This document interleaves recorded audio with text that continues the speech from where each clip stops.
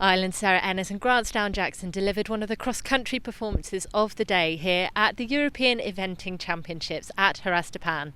The pair set out as Pathfinders and came home 6 seconds over the optimum time, climbing an incredible 49 places from 54th after dressage to sit 5th ahead of the final phase. We found out a little bit more about these leaderboard leapers. Yeah, he's a very fast horse, and we had a bit of ground to make up after our dressage yesterday. I knew these conditions would suit him. He's very light, he's out of a thoroughbred mare. Like, speed is his thing, and catching up after the dressage.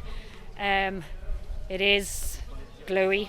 Like, I was number one out, and takeoffs and landings are very sticky.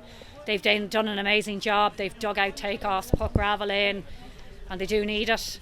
Yeah, it's like going around a tumble dryer, Joe. It's like it just happens so fast, and you're going round and round and round and round and round, and it's just fast and furious, really quick. I think I was as out of breath as he was coming through the finish line. When I got through the first water, for me was just a big question very early on, and I was worried about it. I had to keep thinking, he's a good boy, he'll do it. And I got one more strike coming in that I liked, but I saw a lovely shot, and he just, every time I pointed him, he was like, yep, and just kept going. He was incredible. Very sharp. He lands and he wants to go. He got a bit of a fright in number 2. That was the first sticky takeoff, and he really got stuck, and he wore the fence.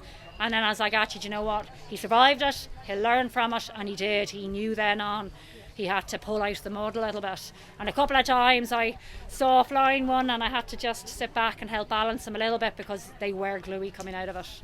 You would, like, if you're going too fast and you go on a wingy, a very long one, they mightn't get out of that ground. As number 1, for me, I just like to see a few people jump up before I do that.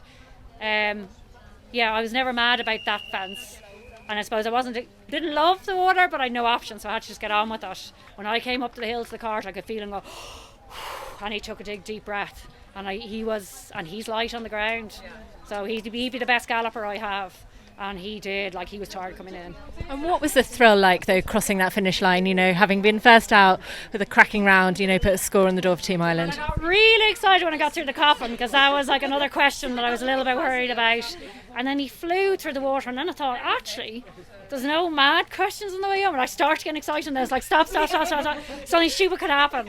So actually, when I got through the last fence on 3 strides there by the little lake, I was like, we just have 2 to jump. But actually I got very excited, and I was coming to the second last, and I went to wait, and it wasn't there, and then I went, and I was on a proper long one, but it was lovely ground there. So he's out of a thoroughbred mare by Clover Brigade. And he came out of the Go for Gold Susanna, and Peter bought him out of the Go for Gold sale. So what year? 9 years ago. Was he a 3-year-old? He was, I think, could have been a 5-year-old. He was 4 or 5. No, he is 4, I think. Okay. So 8 years ago. Yeah. So it's very exciting to see he's got 2 Europeans, and he was class. I couldn't have asked for any more. He was incredible. I'm very proud of him. So. And in terms of course, preparation, that run round Chatsworth in not dissimilar conditions to that help? The horse has only run in mud all year. He had it in Ballindennis. He moved from 25th to 2nd by being a few seconds outside the time, and that was as deep as this.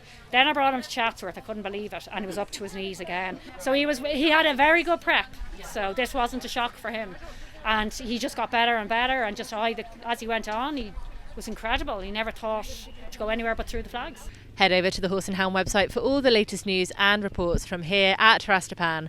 And don't forget to like and subscribe for more content to the YouTube channel, and pick up Thursday's issue of the magazine for the full report from the Europeans.